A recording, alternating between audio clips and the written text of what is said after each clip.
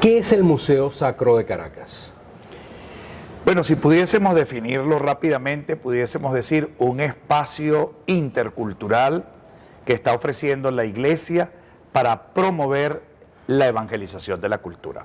Eso como un espacio interactivo, donde venimos a encontrarnos con el pasado, pero sobre todo a formular lo que nos toca a todos los hombres y especialmente a los cristianos de cara al futuro. Conocer nuestra historia para empezar a vivir lo que de alguna manera nos depara los grandes desafíos que tiene la Iglesia hoy. Eso es un museo.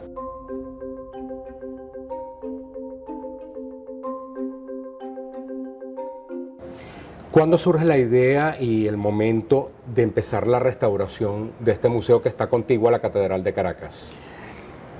El cardenal Baltasar Porras llega a Caracas como administrador apostólico hace exactamente 4 años. Y a las escasas semanas de haber llegado, me invitó a aceptar el nombramiento de presidente director del Museo Sacro. Y también añadir al Palacio Arzobispal en esta área que pudiese ofrecer a la ciudadanía y especialmente a la feligresía, es decir, a los creyentes, un espacio donde se promueva la cultura cristiana. Y desde allí, desde ese mismo momento, teníamos un museo en un estado de deterioro bastante acelerado, teníamos un palacio arzobispal con grandes dificultades, iniciamos un proyecto de restauración. Quien visite el Museo Sacro de Caracas, ¿qué se va a conseguir? En primer lugar, el Museo Sacro es uno de los grandes espacios que van a formar parte de ser testigo de la historia colonial y republicana venezolana.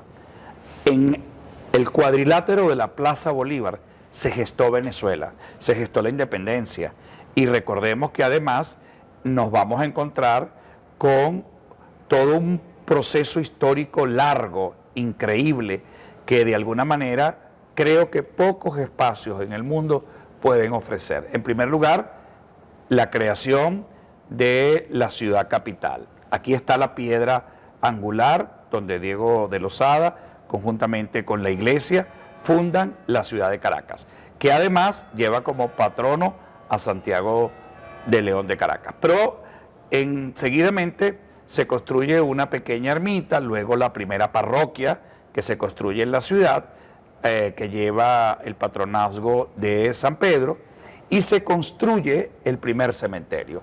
Es decir, sobre el Museo Sacro de Caracas está el primer cementerio de la ciudad.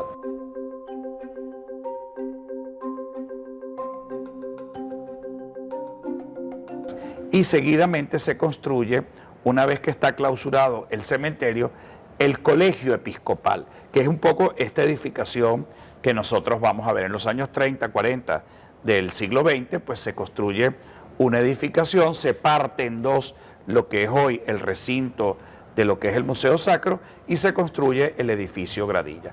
Pero además tiene la primera cárcel de eclesiástico, es decir, a los curas los metían presos, a los curas los metían presos. ¿Quiénes metían presos a los curas? Pues el propio obispo.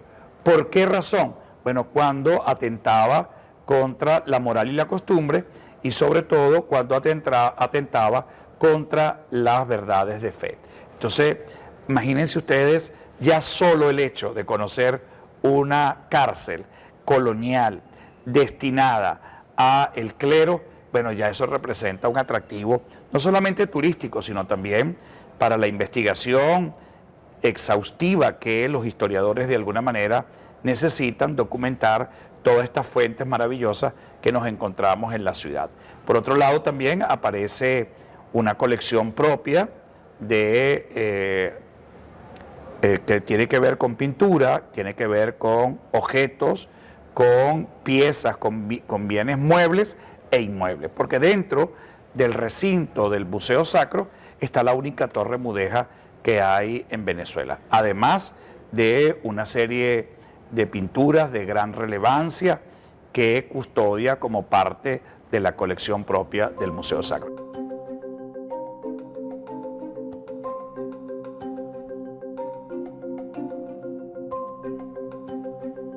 Entendemos que también dentro del complejo del Museo Sacro de Caracas se está incorporando el Palacio Arzobispal. El Palacio Arzobispal de Caracas también es otra edificación de las más antiguas de la ciudad. Tiene más de 350 años de construcción, ha sido casa de los arzobispos de Venezuela y de Caracas. Entendemos que fue centro de poder de Boves. Sirvió de casa, de alojamiento durante más de un año a Boves en el momento más duro y difícil en Venezuela, y el arzobispo no le quedó más remedio que darle alojamiento, y no solamente alojamiento, sino atenderlo como él creía que se merecía. Entendemos entonces que va a ser parte también de un museo. Exactamente, el palacio se convierte en un espacio satelital que es contiguo, diagonal al Museo Sacro, pero que va a exhibir, y de hecho muestra en estos momentos, que 4 grandes exposiciones referidas a personajes religiosos. ¿Qué tenemos actualmente en el Palacio Arzobispal? La colección más importante del doctor José Gregorio Hernández. Hay una exposición donde resalta la vida del beato, homenajeando un poco el proceso de beatificación que recientemente la Iglesia le reconoció a este insigne médico.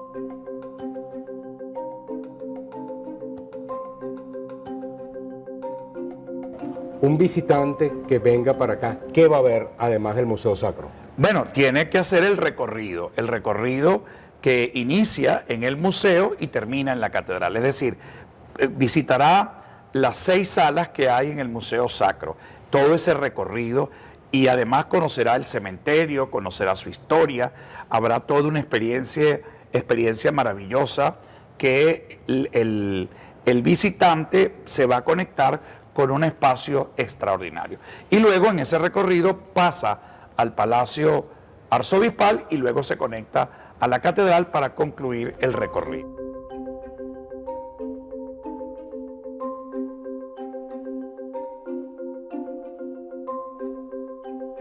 Además de este recorrido vamos a tener un café que estará siendo como la expresión de toda una fuente documental gastronómica encontrada en el archivo arzobispal, donde mostraremos pues las recetas y algunos platos tradicionales de la comida conventual. ¿Qué tenía la comida conventual de particular?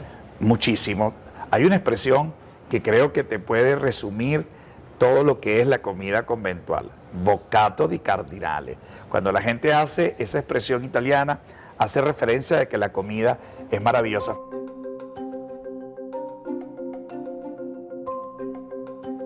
La comida conventual es una comida elaborada, es una comida que muchas veces utiliza unos ingredientes muy simples, pero que además, por la experiencia que se fueron sumando en los conventos, pues se hicieron en grandes recetarios. Usted seguramente vino muchas veces aquí como visitante del Museo Sacro, es cierto, ¿no? Así es. Ajá. ¿Qué sintió usted cuando el cardenal Baltasar Porras le dijo: encárgate del Museo Sacro? Supe que me iba a encontrar con grandes obstáculos, y así fue.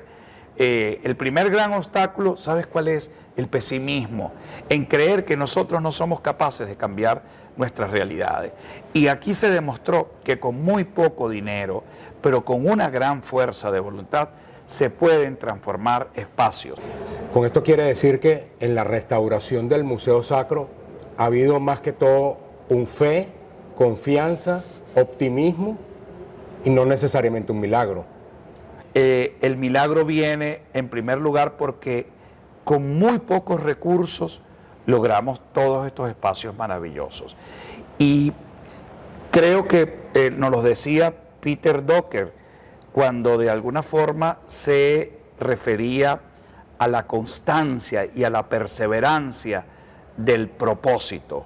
Cuando uno persevera en el propósito y uno, aunque uno se caiga y se vuelve a levantar, uno tiene claro hacia dónde quiere ir, logra siempre llegar a la meta.